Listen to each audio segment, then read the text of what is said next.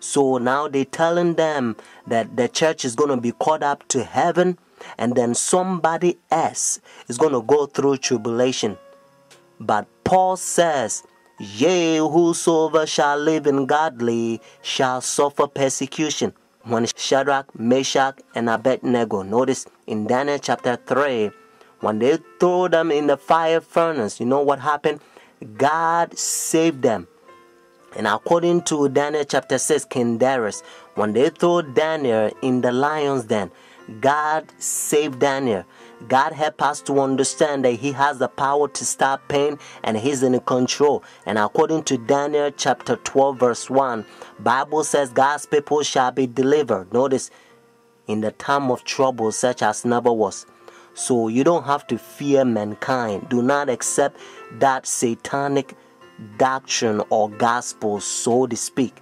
It's coming from the Jesuit, the Vatican. You eating Catholic doctrine. That's what you are eating. That's why, and again, Revelation chapter 17, the Bible called this power the whore, the mother of harlot.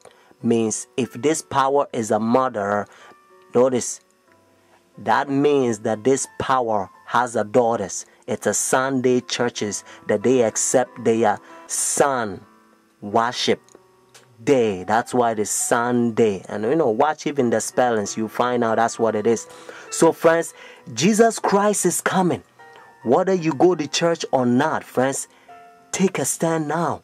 Saturday is the biblical day, the Sabbath, because God knows that in the end, the devil's going to make a lot of people forget the day. It's the holy day that it proves that He's the one who created heaven and the earth. Friends, that's why He began by saying, remember the Sabbath day to keep it holy. Oh, friends, isn't that sad? Said Jesus. Why you call me Lord, Lord, and do not the thing which I said? Says Jesus. These people confess me with their mouth, but their heart is far from me. Luke chapter 23, verses 50 to 56. And also Luke chapter 24, verses 1 to 3. In order for you to understand, you have to know that the Bible says all things was made by Him. So Jesus Christ created this world 6 days, and the 7th day He rested, according to Genesis chapter 2, verses 1 to 3. And then when Adam and Eve, they sinned, redemption, He came and He died for us.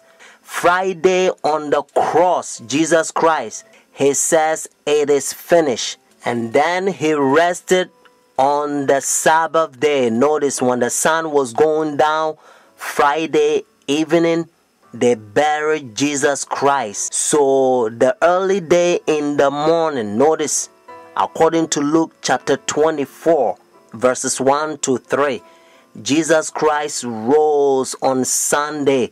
So Jesus Christ kept the Sabbath after the creation, and He kept the Sabbath after redemption.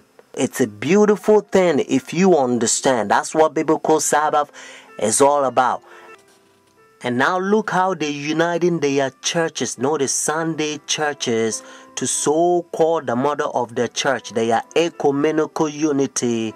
Your Holiness, may I present Archbishop Kayang Barsamian, Primate of the Eastern Diocese of the Armenian Church in America.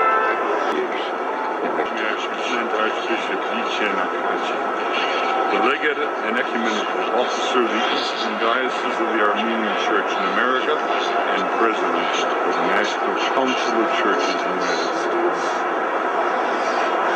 Holiness, may I present Reverend Dr. Donald McCoy, representing the presiding Bishop Mark Hansen of the Evangelical Lutheran Church in America. Holiness, may I present Bishop Jeremiah J. Park, Bishop of the New York Annual Conference of the United Methodist Church.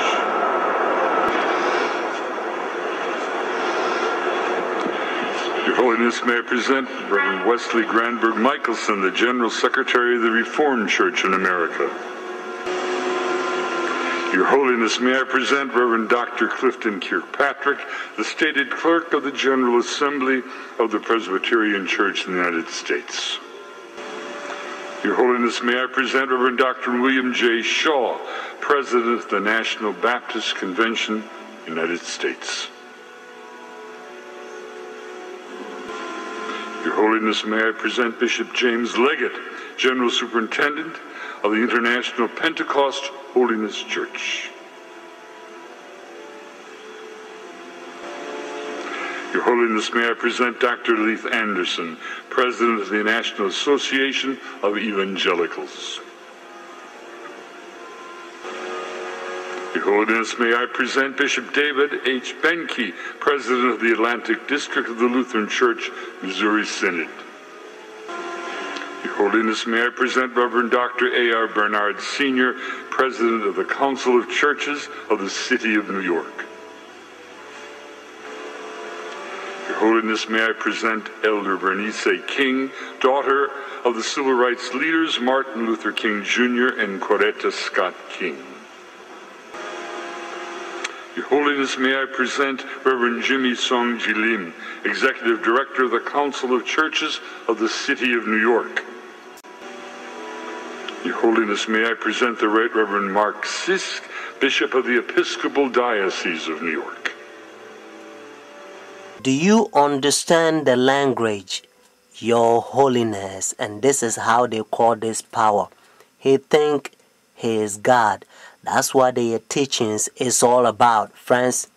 And you also know that when the religious leaders, when they come to meet this power, they wearing black. Notice, dark color.